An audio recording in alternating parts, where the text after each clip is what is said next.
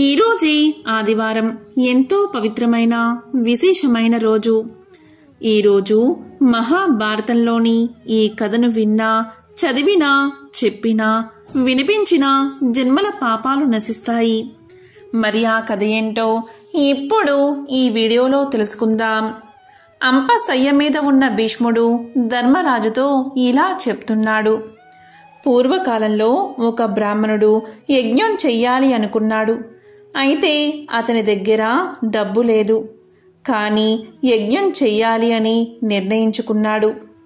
అందుకు డబ్బు కోసం దేవుడి గురించి తపస్సు చెయ్యాలి అనుకున్నాడు. ఈ విధంగా ఆ బ్రాహ్మణుడు తపస్సు చెయ్యగా కొంతకాలానికి దేవతల అనుచరుడు అయిన కుండదారుడు ప్రత్యక్షమయ్యాడు. బ్రాహ్మణోత్తమా, నీకేం వరం కావాలో కోరుకో అన్నాడు. అప్పుడు ఆ బ్రాహ్మణుడు నాకు డబ్బు కావాలి అన్నాడు. అప్పుడు కుండదారుడు త్వరలోనే ప్రసాదిస్తాను అన్నాడు. వెంటనే మనసులో కుబేరుడి సేవకుడి అయిన మణిభద్రుణ్ణి తలుచుకున్నాడు. అక్కడ మణిభద్రుడు ప్రత్యక్షమయ్యాడు. మణిభద్రుడు నీకేం వరం కావాలో కోరుకో అని బ్రాహ్మణుణ్ణి అడిగాడు. అందుకు కుండదారుడు ఇలా పలికాడు.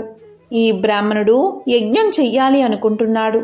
అతనికి డబ్బు కావాలి అని అనగా, ఇదిగో ఇప్పుడే ప్రసాదిస్తున్నాను అని అన్నాడు. ప్రసాదించబోతూ ఉండగా కుండదారుడు ఇలా పలికాడు. ఆగు ఆగు అన్నాడు. అని ఇలా చెప్పాడు. మానవ జన్మ అస్థిరము. డబ్బుతో సాధించేది ఏమీ లేదు. బ్రాహ్మణుణ్ణి ధర్మ మార్గం వైపు నడిపిస్తే సంపదలు వాటంతటా అవే వచ్చి చేకూరతాయి అన్నాడు. ఆ విషయాన్ని మణిభద్రుడికి తెలియచేశాడు కుండదారుడు. డబ్బును ప్రసాదించవద్దు అన్నాడు. ధర్మం పట్ల ఆసక్తి కలగజేయమన్నాడు. కుండదారుడు చెప్పినట్లుగానే మణిభద్రుడు చేశాడు. బ్రాహ్మణుడికి ధర్మంపై ఆసక్తి వేడుకున్నాడు కుండదారుడు. అప్పుడు దేవతలంతా ఒకటయ్యారు.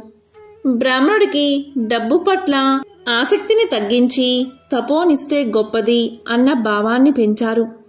తరువాత కుండదారుడు బ్రాహ్మణుడు వద్దకు వెళ్ళి, డబ్బు కావాలి అన్నావు కదా, ప్రసాదించనా అని అడిగాడు. అందుకు ఆ బ్రాహ్మణుడు వద్దు అన్నాడు. తపోనిష్టకు అనుమతి ప్రసాదించమని కళ్ళు మూసుకున్నాడు. తపస్సు చేయడానికి ఉపక్రమించాడు. బ్రాహ్మణులో కలిగిన మార్పుకు ఎంతగానో సంతోషించి కుండదారుడు అదృశ్యమయ్యాడు. కందమూలాలు, పండ్రుటాకులు ఆహారంగా స్వీకరిస్తూ బ్రాహ్మణుడు ఘోరమైన తపస్సు ఆచరించాడు. కొన్నాళ్లకు వాటి ఊసు కూడా లేకుండా వట్టి నీటితోనూ గాలితోనూ సంతృప్తి చెందాడు. ఇలా తపస్సు చేస్తూ ఉన్నాడు. ఈ క్రమంలోని ఆ బ్రాహ్మణుడికి అనేకమైన దివ్య మహిమలు సంప్రాప్తించాయి. ఇప్పుడు ఆ బ్రాహ్మణుడు ఏదైనా చేయగలడు. ఎవరికైనా అడిగిన వెంటనే మాణిక్యాలు ప్రసాదించగలడు. రాజ్యాలను ప్రసాదించగలడు. ఎలాంటి పాపాలైనా పోగొట్టగలడు. సిద్ధ సంకల్పుడు అయ్యాడు ఆ బ్రాహ్మణుడు. ఒకసారి ఆ బ్రాహ్మణుడు కుండదారుణ్ణి స్మరించాడు. వెంటనే కుండదారుడు అక్కడ ప్రత్యక్షమయ్యాడు. అప్పుడు ఆ బ్రాహ్మణుడు కుండదారుడికి రకరకాల పువ్వులతో పూజ చేసి సాష్టాంగ నమస్కారం చేశాడు.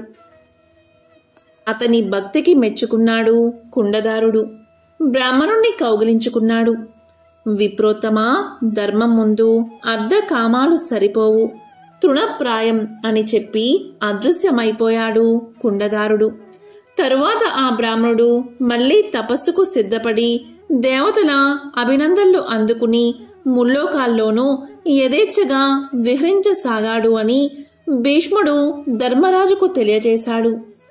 ఈ కథలో పరమార్థాన్ని గ్రహించావా ధర్మనందన? గ్రహిస్తే దాన్ని ఆచరించి శాశ్వతమైన శుభ పరంపరలు అందుకో అన్నాడు భీష్ముడు. మళ్లీ చేతులు జోడించాడు ధర్మరాజు. అందుకు భీష్ముడు ఇలా అన్నాడు. ధర్మరాజా, అద్భుతమైన ధర్మ సూక్ష్మాన్ని నీకు వివరిస్తాను అంటూ ఇలా చెప్పడం మొదలుపెట్టాడు. పూర్వం ఒక బ్రాహ్మణుడు భార్యతో కలిసి అడవిలో యజ్ఞాన్ని ప్రారంభించాడు. అయితే ఆ బ్రాహ్మణుడు అహింసాపరుడు. అందువల్ల పశు సంహారం కూడదు అనుకున్నాడు. ఫల పుష్పాలతో యజ్ఞాన్ని కొనసాగించాడు. అది శాస్త్ర విరుద్ధమని బ్రాహ్మణుడి భార్య గ్రహించింది.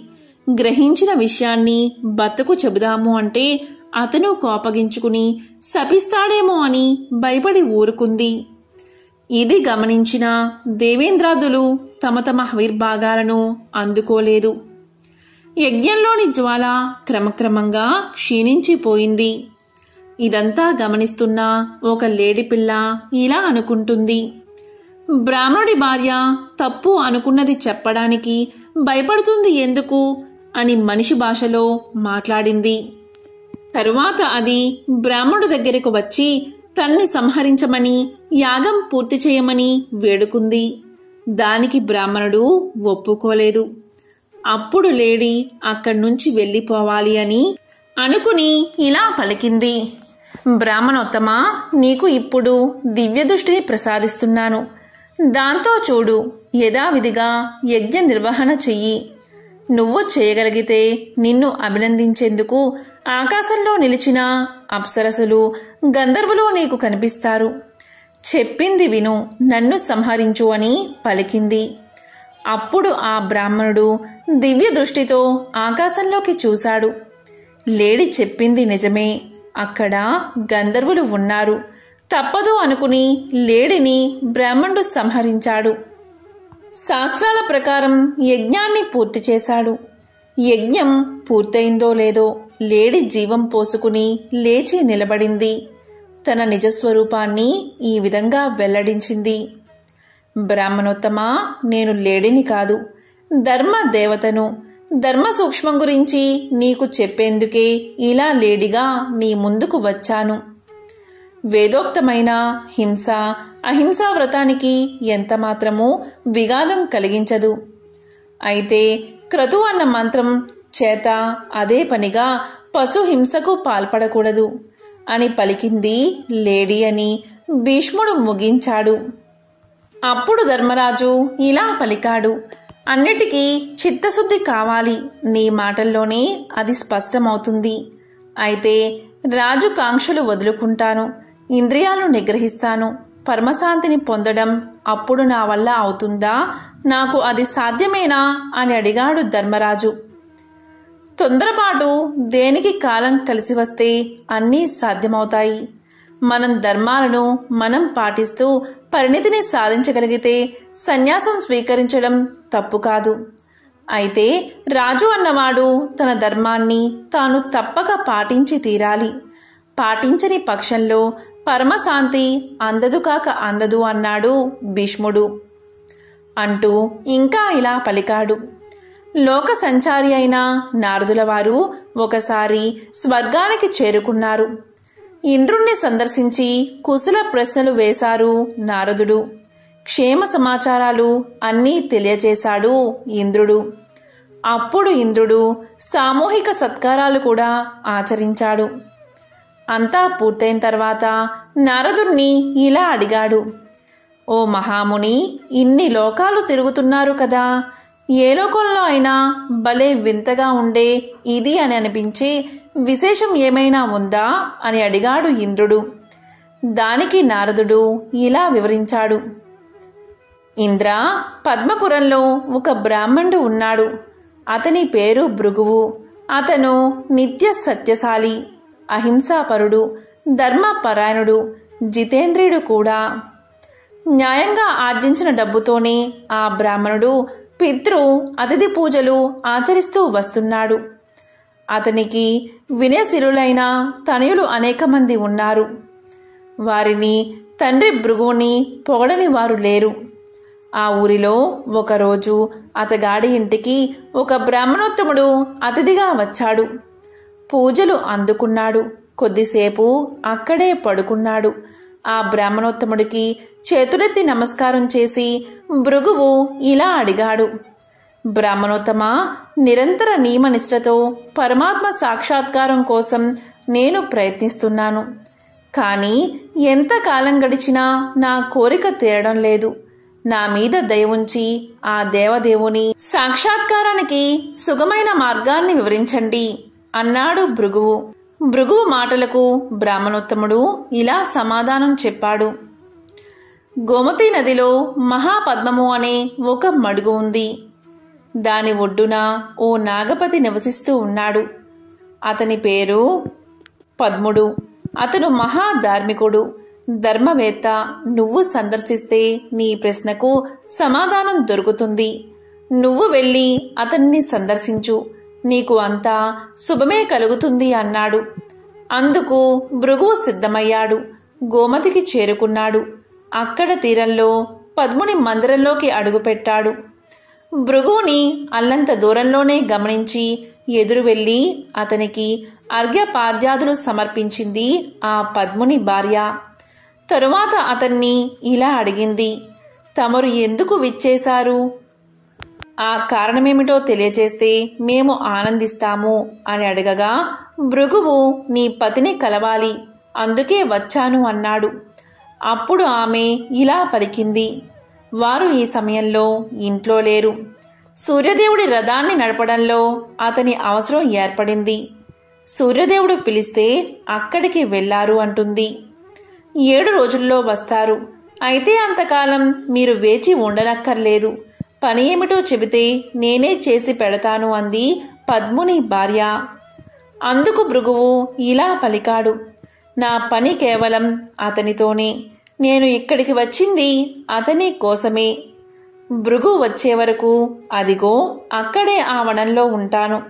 నీ భర్త వచ్చిన వెంటనే నేను వచ్చిన సంగతిని తెలియచెయ్యి అంటాడు భృగువు.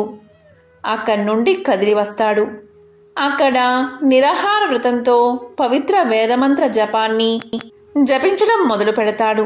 అలా 6 రోజులు గడిచిపోయాయి. భృగువుని పద్ముని బంధువులు గమనించారు. బ్రాహ్మణుడు పచ్చి మంచినీరు కూడా ముట్టడం లేదు అనుకున్నారు. అతని దగ్గరకు వారంతా తరలివచ్చి ఇలా పలికారు, స్వామి, మా ఆతిథ్యం స్వీకరించండి. అన్న ఫలాలలో ఏదో ఒకటి గ్రహించి మమ్మల్ని సంరక్షించండి అన్నారు. పద్ముడు వచ్చే వరకు అన్నపానాలను స్వీకరించను అన్నాడు భృగువు. పైగా నాకు ఆకలి తప్పులు కూడా లేవు అన్నాడు. భృగుడు ఇంకా ఒక 2 రోజులు ఇలాగే ఉంటాను, తరువాతే దేన్నైనా స్వీకరిస్తాను. పద్ముడు రాని పక్షంలో ఆ మరుసటి రోజు మీ ఆతిథ్యాన్ని తప్పకుండా స్వీకరిస్తాను అన్నాడు. 8 రోజులు అలాగే గడిచాయి. పద్ముడు ఇంటికి చేరుకున్నాడు.